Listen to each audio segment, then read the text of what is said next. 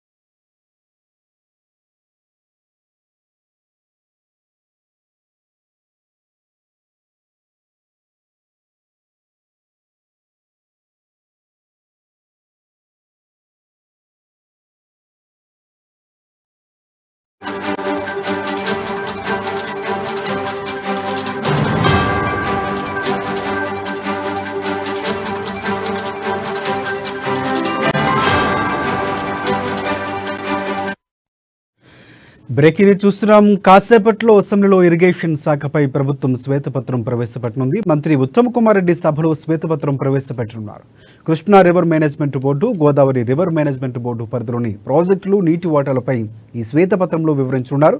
ఇక శ్వేతపత్రంపై చర్చకు అధికార పార్టీ, విపక్ష పార్టీలు అన్ని ఆధారాలతో సిద్ధమయ్యాయి.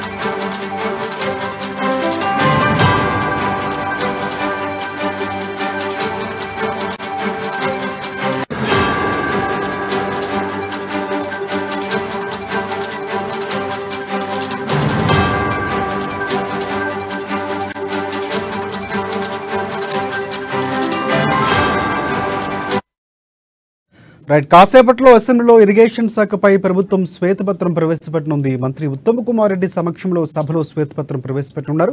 Krishna river management board, Godavari river management board పరిధిలోని ప్రాజెక్టులు, నీటి వాటాలపై ఈ శ్వేతపత్రంలో వివరించున్నారు. ఇక శ్వేతపత్రంపై చర్చకు అధికార పార్టీ, విపక్ష పార్టీలు అన్ని ఆధారాలతో సిద్ధమయ్యాయి. దీనికి సంబంధించి పూర్తి అప్డేట్స్ అందించేందుకు మా ప్రతినిధి రాంబాబు మనకి లైవ్లో సిద్ధంగా ఉన్నారు. ఎస్ రాంబాబు, చెప్పండి. రాజశేఖర్ మరికొద్ది సేపట్లో అసెంబ్లీలో ఇటు నీటిపారుదల రంగం పైన శ్వేతపత్రం విడుదల చేయాలని చెప్పేసి ప్రభుత్వం భావిస్తున్నది. దీనికి సంబంధించి ఉత్తమ్ కుమార్ రెడ్డి యొక్క శ్వేతపత్రాన్ని విడుదల చేసేందుకైతే అన్ని ఏర్పాట్లు చేయడం జరిగింది. ఇప్పటికే ఇటు విరామం ఇప్పుడు ప్రకటించడం నేపథ్యంలో మరికొద్ది సేపట్లో తిరిగి హౌస్ ప్రారంభం కాగానే హౌస్లో ఈ యొక్క శ్వేతపత్రానికి సంబంధించినటువంటి విడుదల, ఆ తర్వాత దీనిపైన స్వల్పకాలిక చర్చ ఉంటుంది. ఇప్పటికే నిన్న కాగ్ నివేదిక కూడా వచ్చినటువంటి నేపథ్యంలో కాగ్ నివేదికకు సంబంధించినటువంటి నీటిపారుదల రంగంలో ముఖ్యంగా కాళేశ్వరం ప్రాజెక్టుకు సంబంధించిన వ్యయానికి సంబంధించి అంచనాలకు మించినటువంటి వ్యయం, అదేవిధంగా ఇటు బ్యాంకులపై ఆధారపడి అంటే బడ్జెట్కు సంబంధం లేకుండా బ్యాంకులపై ఆధారపడి రుణాలు తేవడము, సంవత్సరానికి వార్షిక ఖర్చుకు సంబంధించినటువంటి విపరీతమైనటువంటి ఖర్చు చేయాల్సినటువంటి అవసరం, రుణాలు ఇటుకు వడ్డీలు కట్టాల్సినటువంటి పరిస్థితి తీసుకొచ్చి మొత్తం కాళేశ్వరంలో తీవ్రమైనటువంటి వ్యయం జరిగిందని చెప్పేసి, అవసరానికి మించినటువంటి వ్యయాలు చేశారని చెప్పేసి కాగ్ నివేదిక బయటపెట్టింది.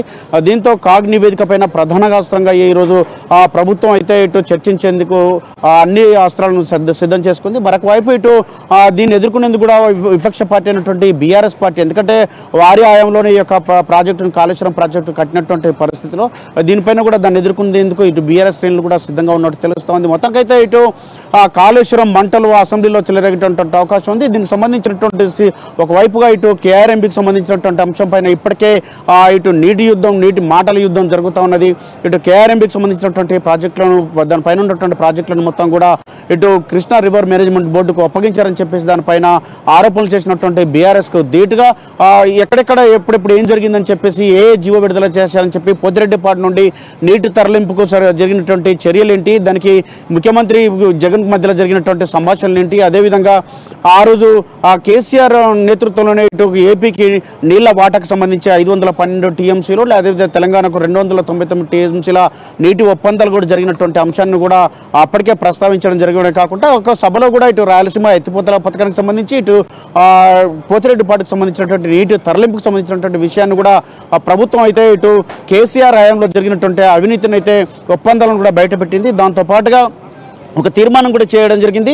కేఆర్ఎంబీ పైన ఉన్నటువంటి ప్రాజెక్టులను కూడా ఎట్టి పరిస్థితుల్లో అప్పగించేది లేదని చెప్పేసి కూడా ఒక తీర్మానం కూడా చేసినటువంటి పరిస్థితి ఉన్నది. మరొక వైపు ఇటు దీనిపైన స్వల్పకాలిక చర్చ కూడా జరిగేటువంటి అవకాశం ఉంది.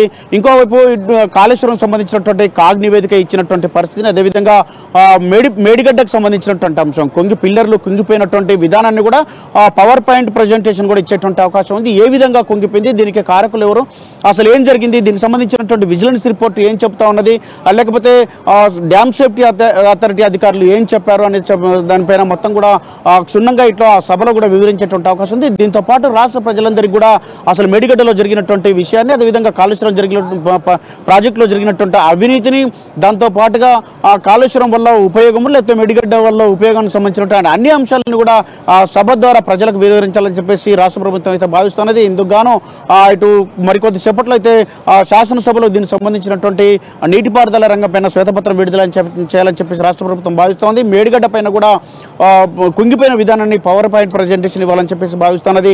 మొత్తానికైతే గత రాష్ట్ర ప్రభుత్వం చేసినటువంటి తప్పిదాల వల్ల, మానవ తప్పిదం వల్లనే ఇదంతా మొత్తం జరిగిందని చెప్పేసి ఏకంగా పిల్లర్లు మొత్తం కుంగిపోయాల్సినటువంటి పరిస్థితి, 6 పిల్లర్లు పోతే ఈరోజు మొత్తం బ్యారేజ్ మొత్తం కూడా నష్టం జరిగేటువంటి అవకాశం ఉంది. దాంతోపాటుగా బ్యారేజ్ కింద ఉన్నటువంటి గ్రామాలు కూడా ముంపుకు గురయ్యేటువంటి, కొట్టుకుపోయేటువంటి పరిస్థితి ఉన్నది. ఆస్తి నష్టం, ప్రాణ నష్టం జరిగేటువంటి పరిస్థితికి తీసుకొచ్చింది బీఆర్ఎస్ గతంలో ఉన్నటువంటి ప్రభుత్వం అని చెప్పి కాంగ్రెస్ పార్టీ ఆరోపిస్తోంది. ఈ నేపథ్యంలోనే ఈరోజైతే అసెంబ్లీలో శ్వేతపత్రం విడుదల చేయాలని చెప్పేసి రాష్ట్ర ప్రభుత్వం భావిస్తూ ఉంది. రాజశేఖర్, ఎస్ఎస్ రాంబాబు, ప్రధానంగా ఈ కృష్ణా రివర్ మేనేజ్మెంట్ బోర్డుకు సంబంధించి కానీ, జీఆర్ఎంబీకి సంబంధించి కానీ వివాదం నడుస్తున్న నేపథ్యంలో ఇక్కడ కాళేశ్వరం ప్రాజెక్టు నిర్మాణంలో కీలకంగా వ్యవహరించినటువంటి కాంట్రాక్టులకు సంబంధించి వారిని ఏమైనా ప్రస్తావించి ఇక్కడ శ్వేతపత్రంలో విడుదల చేసే అవకాశం ఏమైనా కనిపిస్తూ ఉంది? ఎందుకంటే ఎలాంటి ప్రముఖ పాత్ర పోషించింది, సో దాని మీదే నష్టభారం కూడా వేసే అవకాశం ఉందని గతంలో వార్తలు వచ్చినటువంటి పరిస్థితి. సో ఆ అంశాన్ని ఏమైనా ప్రస్తావించే అవకాశం కనిపిస్తుందా ఉత్తమ శ్వేతపత్రంలో? తప్పకుండా రాజశేఖర్, ఇప్పటికే దానికి సంబంధించినటువంటి విజిలెన్స్ రిపోర్ట్ కూడా స్పష్టం చేయడం జరిగింది. ఇది మానవ తప్పిదం, అదేవిధంగా ఇటు విజిలెన్స్ రిపోర్ట్లో కూడా ఒక స్పష్టంగా ఇటు కనీసం కూడా డ్యామ్ సంబంధించినటువంటి ఏదైతే బ్యారేజ్ సంబంధించినటువంటి దానిపైన కనీసం కూడా దాన్ని పర్యవేక్షణ లేదని చెప్పేసి, పర్యవేక్షణ లేకపోవడం వల్ల తీవ్రమైనటువంటి నష్టం జరిగిందని చెప్పేసి అధికారులు వర్షాకాలం తర్వాత వర్షాకాలం ముందు కూడా పరిశీలించాల్సినటువంటి అవసరం ఉంటే ఆ పరిశీలన కూడా లేకుండా పోయింది. స్టోరేజ్ కూడా ఎక్కువైతే దాన్ని అప్పుడే బ్లాక్స్ క్రాక్స్ వచ్చినప్పుడు కూడా దాన్ని పరిశీలించాల్సినటువంటి అవసరం ఉండే, దాన్నంతా పరిశీలించకపోవడం వల్ల కూడా అది తీవ్రమైనటువంటి నష్టం చేకూర్చేటువంటి పరిస్థితి ఏర్పడ్డది. ముందుగానే ఆ యొక్క కంపెనీకి కానీ 2019లోనే దీనికి సంబంధించినటువంటి పగుళ్ళు క్రాక్స్ వచ్చినప్పుడు కూడా చెప్పినా కానీ ఇటు నిర్మాణ సంస్థ కానీ లేకపోతే ప్రభుత్వం కానీ ఏదైతే ఇంజనీరింగ్ సంబంధించినటువంటి ఇంజనీరింగ్ చీఫ్ అధికారులు కూడా పట్టించుకోలేదని చెప్పేసి అందుకొరకే ఉత్తమ్ కుమార్ రెడ్డి ఇంజనీరింగ్ చీఫ్ అధికారులను కూడా సస్పెండ్ చేయడం జరిగింది, ఉత్తర్వులు కూడా ఇవ్వడం జరిగింది. దీంతో కొత్త ఇంజనీరింగ్ చీఫ్ అధికారులను కూడా ఈరోజే నియమించినటువంటి పరిస్థితి ఉన్నది. మొత్తానికైతే ఆ మానవ తప్పిదం వల్ల జరిగినటువంటి ఈ యొక్క తప్పిదానికి సంబంధించినటువంటి అంశాన్ని కూడా సభలో పెట్టేటువంటి అవకాశం ఉంది.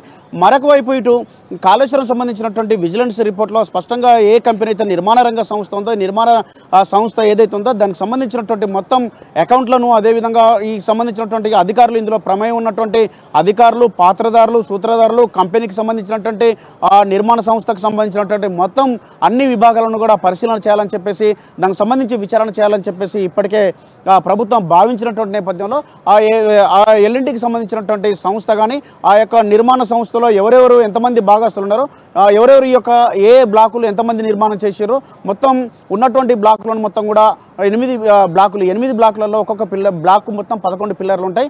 ఈ మొత్తం కూడా ఎన్ని పిల్లర్లు ఎన్ని బ్లాకులు ఎవరెవరు చేశారో దీనికి సంబంధించినటువంటి డీటెయిల్స్ మొత్తం కూడా ఇప్పటికే సేకరించేటువంటి పనిలో పడ్డది. ఇప్పటికే అధికారులకు చేతులు 3200 కోట్ల రూపాయలు అధికారుల చేతులు మారాయని కూడా ఇప్పుడే స్పష్టం చేసిన నేపథ్యంలో దీనిపైన పాత్రదారులు, సూత్రధారులు అందరిపైన కూడా రాష్ట్ర ప్రభుత్వం చర్యలు తీసుకునేందుకు సిద్ధంగా ఉన్నది. Rajasekhar. Right. Thanks for updates Rambabu.